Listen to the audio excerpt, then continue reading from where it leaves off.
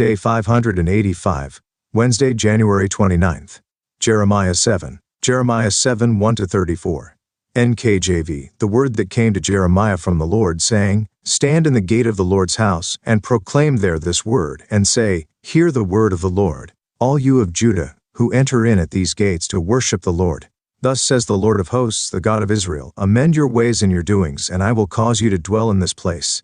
Do not trust in these lying words, saying, The temple of the Lord, the temple of the Lord, the temple of the Lord are these. For if you thoroughly amend your ways and your doings, if you thoroughly execute judgment between a man and his neighbor, if you do not oppress the stranger, the fatherless and the widow, and do not shed innocent blood in this place, or walk after other gods to your hurt, then I will cause you to dwell in this place, in the land that I gave to your fathers forever and ever. Behold, you trust in lying words that cannot profit. Will you steal, murder, commit adultery, swear falsely, burn incense to Baal, and walk after other gods whom you do not know? And then come and stand before me in this house which is called by my name, and say, We are delivered to do all these abominations? Has this house which is called by my name become a den of thieves in your eyes? Behold, even I have seen it, says the Lord. But go now to my place which was in Shiloh, where I set my name at the first, and see what I did to it because of the wickedness of my people Israel. And now because you have done all these works, says the Lord, and I spoke to you, rising up early and speaking, but you did not hear, and I called you, but you did not answer. Therefore I will do to the house which is called by my name, in which you trust, and to this place which I gave to you and your fathers, as I have done to Shiloh. And I will cast you out of my sight, as I have cast out all your brethren, the whole posterity of Ephraim. Therefore do not pray for this people, nor lift up a cry or prayer for them, nor make intercession to me, for I will not hear you. Do you not see what they do in the cities of Judah and in the streets of Jerusalem? The children gather wood, the fathers kindle the fire, and the women knead dough, to make cakes for the Queen of Heaven, and they pour out drink offerings to other gods, that they may provoke me to anger. Do they provoke me to anger? Says the Lord. Do they not provoke themselves to the shame of their own faces? Therefore thus says the Lord God, Behold, my anger and my fury will be poured out on this place, on man and on beast, on the trees of the field and on the fruit of the ground, and it will burn and not be quenched. Thus says the Lord of hosts, the God of Israel, Add your burnt offerings to your sacrifices and eat meat. For I did not speak to your fathers, or command them in the day that I brought them out of the land of Egypt concerning burnt offerings or sacrifices. But this is what I commanded them, saying, Obey my voice, and I will be your God, and you shall be my people, and walk in all the ways that I have commanded you, that it may be well with you. Yet they did not obey or incline their ear, but followed the counsels and the dictates of their evil hearts, and went backward and not forward.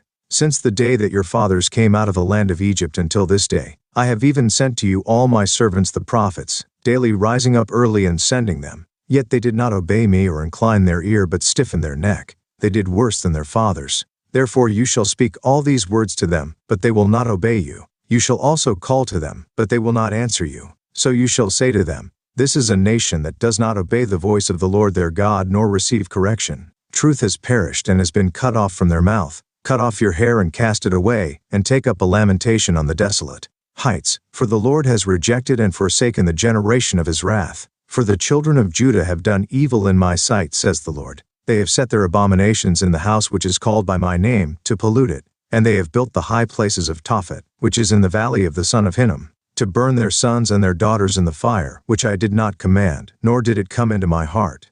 Therefore behold, the days are coming, says the Lord, when it will no more be called Tophet, or the valley of the son of Hinnom, but the valley of slaughter, for they will bury in Tophet until there is no room. The corpses of this people will be food for the birds of the heaven, and for the beasts of the earth, and no one will frighten them away. Then I will cause to cease from the cities of Judah, and from the streets of Jerusalem the voice of mirth, and the voice of gladness, the voice of the bridegroom, and the voice of the bride. For the land shall be desolate.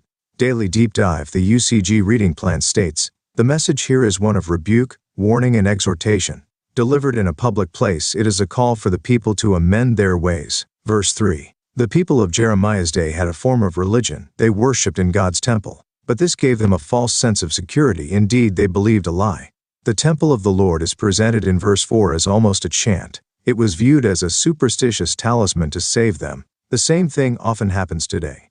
People may place too much faith in considering themselves part of God's spiritual temple, His church, rather than in God Himself. They may think that just because they attend worship services and consider themselves a member of the church that this will save them, an example of the false reasoning of righteousness by association. But God demands heartfelt obedience. Incredibly, part of the lie that people believe is that God's law somehow no longer applies, that, in a twisted view of God's grace, they are delivered to do all these abominations.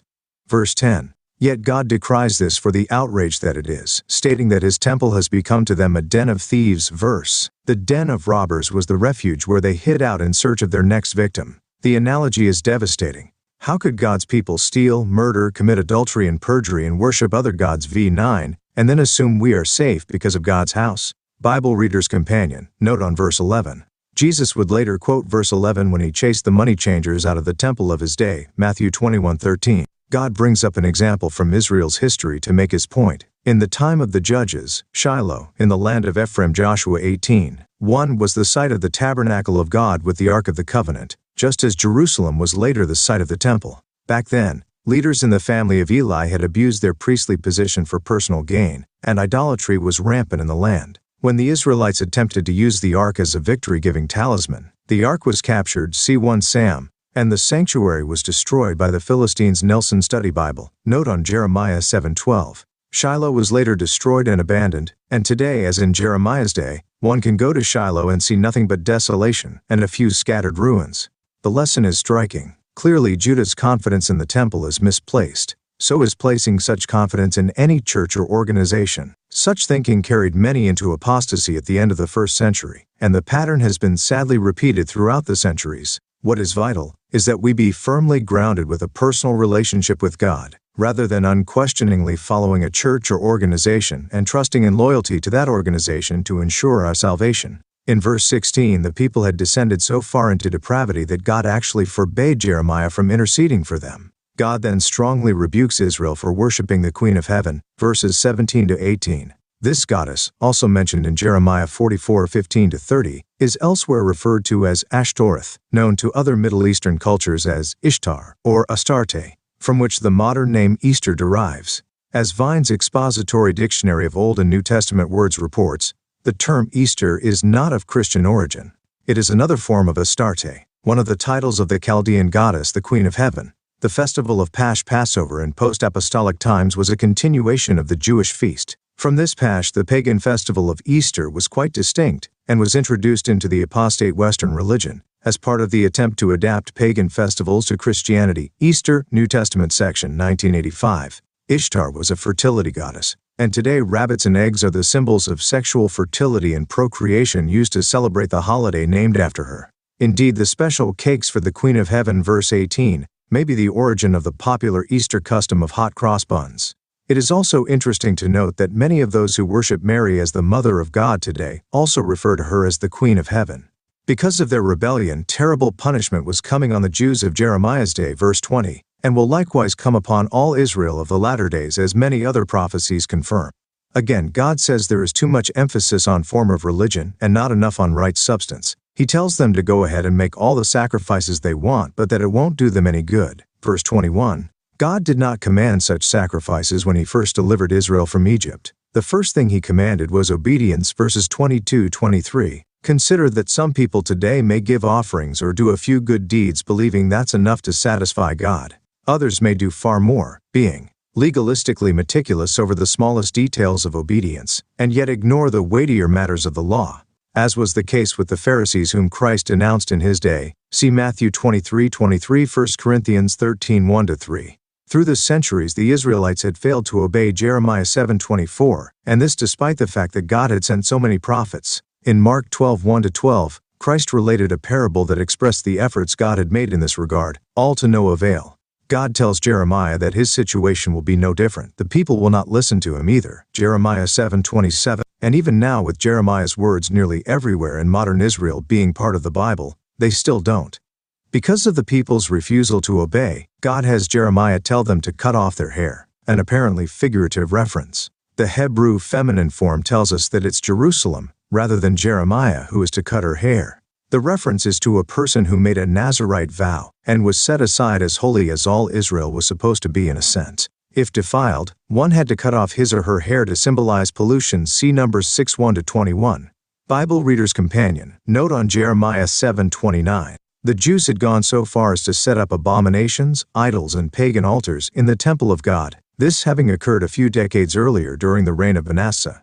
And they went further still, sacrificing their children at Tophet, in the valley of Hinnom, a gruesome place throughout the history of Judah. King Manasseh had built an altar to the pagan god Molech. There the children of worshippers were burned on a fiery altar as sacrifices to the pagan god. Topheth means fireplace or furnace, and was probably the name of a pit dug in the ground for this abominable ritual. Russell Dilday, Mastering the Old Testament, 1987, Vol. 9, p. 484. Of this ghastly practice God says, "Which I did not command, nor did it even come into my heart." Jeremiah 7:31, seeming to imply that they believed God had commanded it. Why would they have thought such a thing? Because their worship was syncretistic, blending paganism into the true religion. The Hebrew word for Lord was Baal, a name that also denoted the false sun god. And God was their king, the Hebrew word for which was Melech or Molech, another name denoting a pagan deity. Many thus believed that the Lord and King, in their mind the true God, had commanded their traditional religious practices, when these practices had actually come from paganism. God would not accept such worship even if people believed they were properly serving Him through it. See Deuteronomy 12:29-32. God says the Valley of Hinnom Gehinnom, or in the Greek New Testament Gehenna, will be renamed the Valley of Slaughter, so named because of the great slaughter of the Jews about to take place at Jerusalem, a just retribution of their sin in slaying their children to Moloch and Tophet. Jamieson, Fawcett, and Brown's Commentary, note on Jeremiah 7:32. However, it is likely that this is also representative of the terrible punishment to come on Judah and Israel in the end time. It may also be typical of the final judgment on all rebellion, since the New Testament 12 times uses Gehenna as a designation for the place of final punishment, where the incorrigibly wicked will be burned up, called the lake of fire in the book of Revelation. And